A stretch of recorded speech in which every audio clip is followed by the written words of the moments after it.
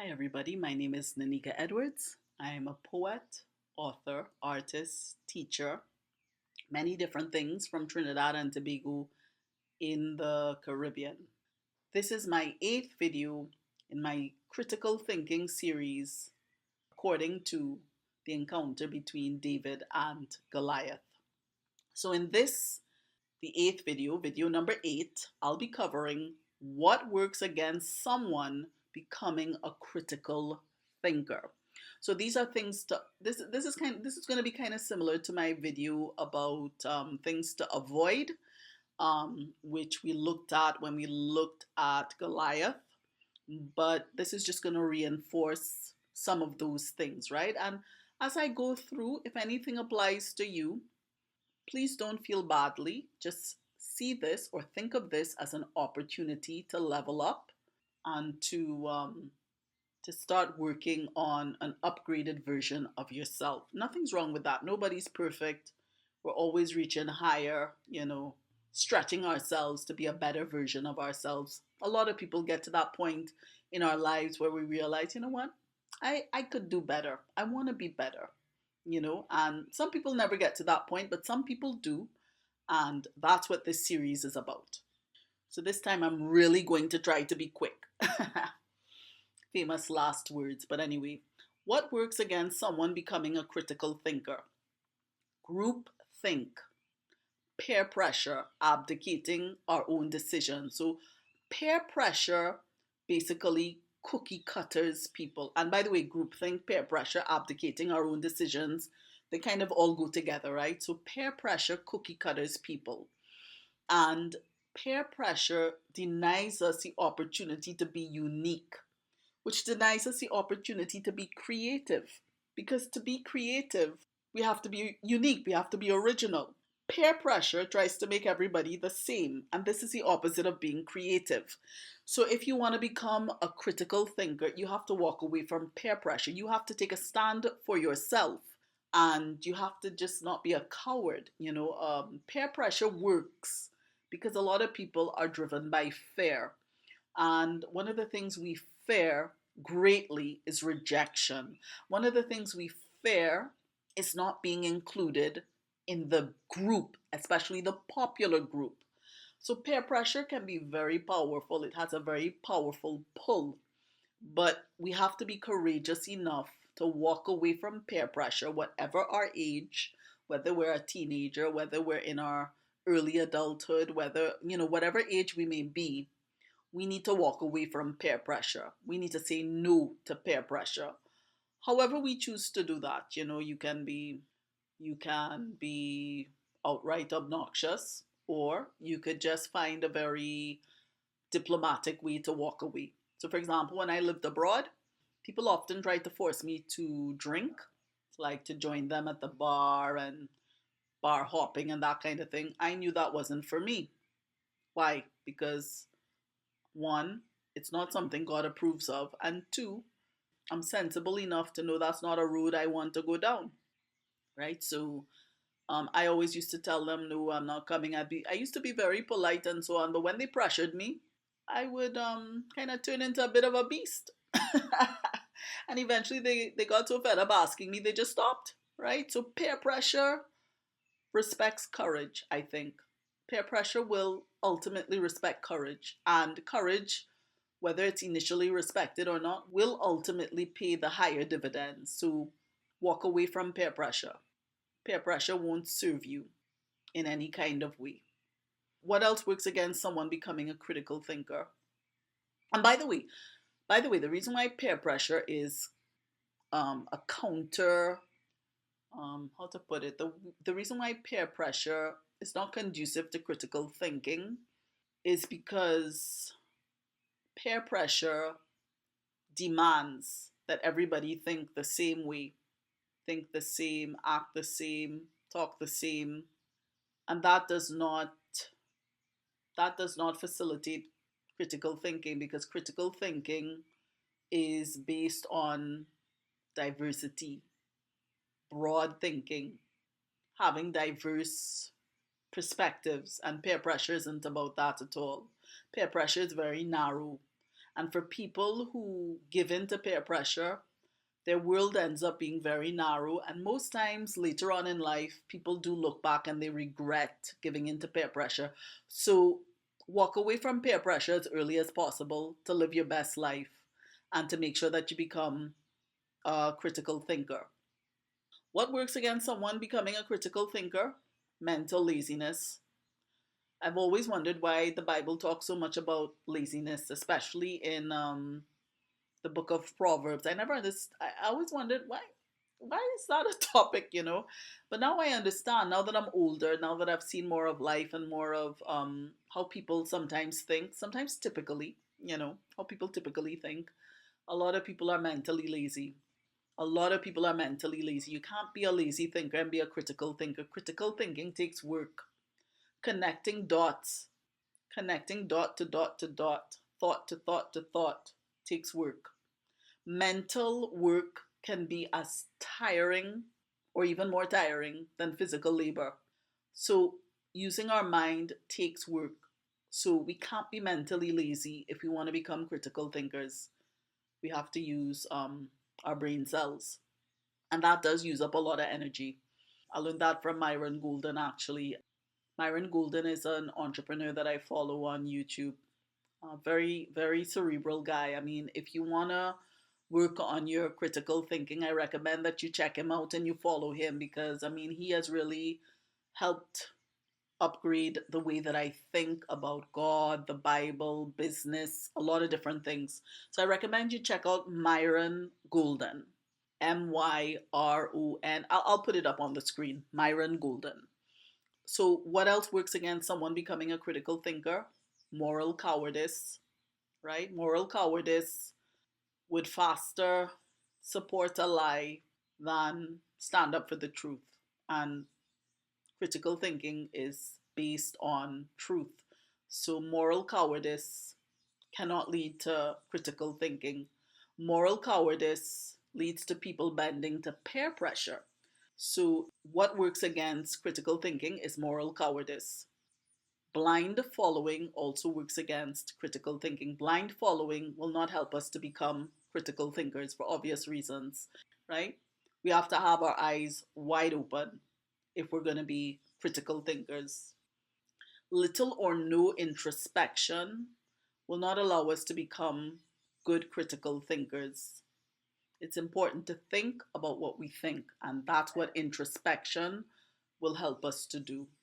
Self deception will not help us become a good critical thinker. With self deception is very common, might be more common than people realize. A lot of people suffer from what is called cognitive dissonance. Like people will find ways to excuse themselves when they know that they're wrong about something just so that they can feel good in the moment, so they may deep down they may know that they're wrong, but being wrong makes them feel bad, especially if they have very strong narcissistic tendencies, which a lot of people do. So people would faster make excuses to excuse their wrong opinion or their bad attitude or something like that. And then what eventually happens is they deceive themselves so much, and I know this may sound weird, that they may actually start believing their lies. So self deception does not lead to critical thinking because critical thinking is based on the truth. And if we can't tell ourselves the truth, then it will be very difficult to accept truth coming from an outside source. So that would work against critical thinking. So self deception is something we must avoid to become deep thinkers and profound thinkers and logical thinkers. One of the things that works against someone becoming a critical thinker is being wrong and strong. When you know you're wrong, but what we call, in Trinidad, we call it wrong and strong. That means you know you're wrong, but you will defend yourself at all costs and not give in just so you don't have to say that you're wrong. That's called being wrong and strong. That cannot produce critical thinking because as critical thinkers are flexible thinkers. A rigid thinker is somebody who will be wrong and strong. They will never bend. They will always be right. But a critical thinker is a flexible thinker. We also need to avoid sentimentality to be good critical thinkers. Like I said, a lot of people, like I said earlier in this series, a lot of people think with their feelings and not with their brain. They think with their spleen and not with their brain. So, nothing wrong with being led by our feelings if our feelings are leading us right. For example, our instincts are part of our feelings. And very often our instincts may lead us right. But our feelings, especially if we have a tendency to let our feelings rule our character and rule our decisions, they will often lead us wrong. So, sentimentality is a big part of how people think with their feelings. A lot of people are very sentimental. Sentimentality is about feeling good and, having a kumbaya moment, even if the kumbaya moment is not rooted in reality, but it feels good. So, that's sentimentality. Sentimentality is not conducive to critical thinking because, for example, I've seen where you may point something out to somebody, and let's say it touches something or someone that is dear to that person.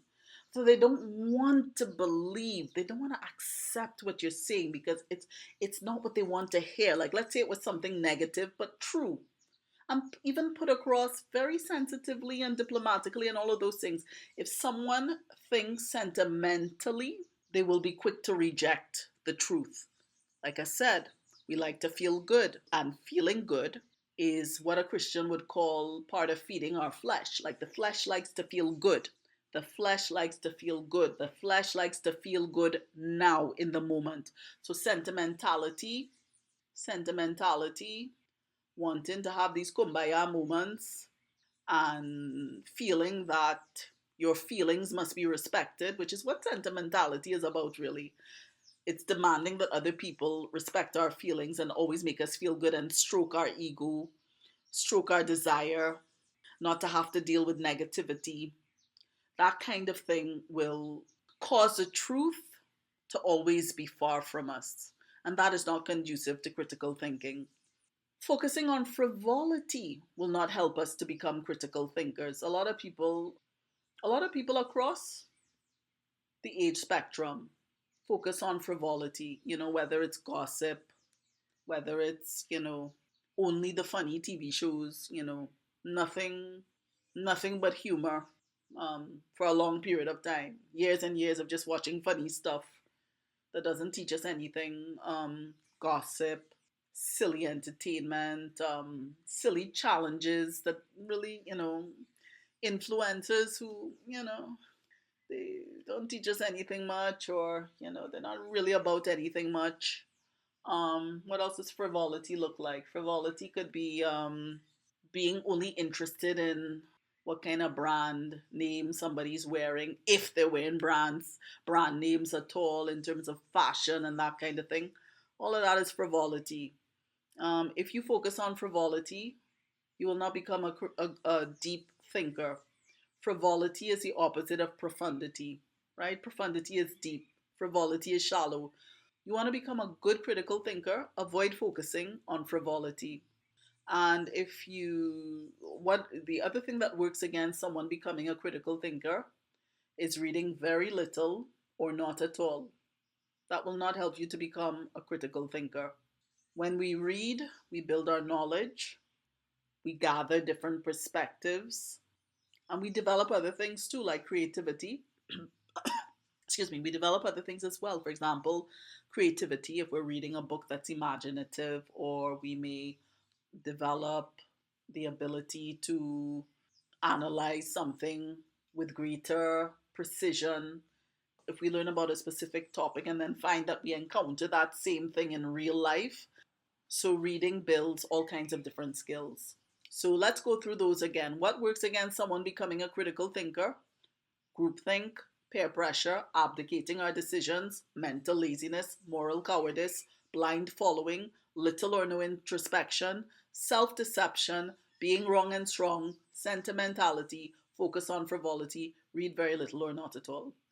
Groupthink, peer pressure, abdicating our own decisions to a group or to a person, mental laziness, moral cowardice, blind following, little or no introspection, self deception, being wrong and strong, sentimentality, focus on frivolity, reading very little or not at all.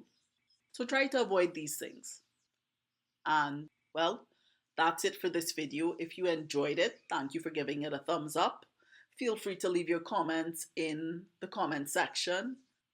Has this series helped to start making you a better critical thinker? Is there anything you'd like to add to what I've said, maybe based on your observations or what you've seen in your own life or what you've read in other in books and so on? Feel free to leave a comment in the comment section. If you'd like to see more content like this, please subscribe. And if you liked this video, thank you for giving it a thumbs up. Until next time, over and out for now. There is more to thinking than most people think. Coming out of my study of, my very intense and in-depth study of the story of David and Goliath, I have produced a book called David and Goliath 360-degree Poetry. It's available on Amazon and it's somewhat similar to my other book, David and Bathsheba 360-degree Poetry, except that for David and Goliath 360-degree Poetry, the poems are much shorter. It's a neater project in the sense that it's smaller, it's more compact, it's more concise. They're both great books. But if you would like to, have a bit of support or a bit of extra content to help you think through the different perspectives from which you can analyze this encounter, if I could put it like that, um, a few different angles from which you can analyze the ins and outs of what went down between David and Goliath, then I would definitely recommend this book. I will leave the link below the video.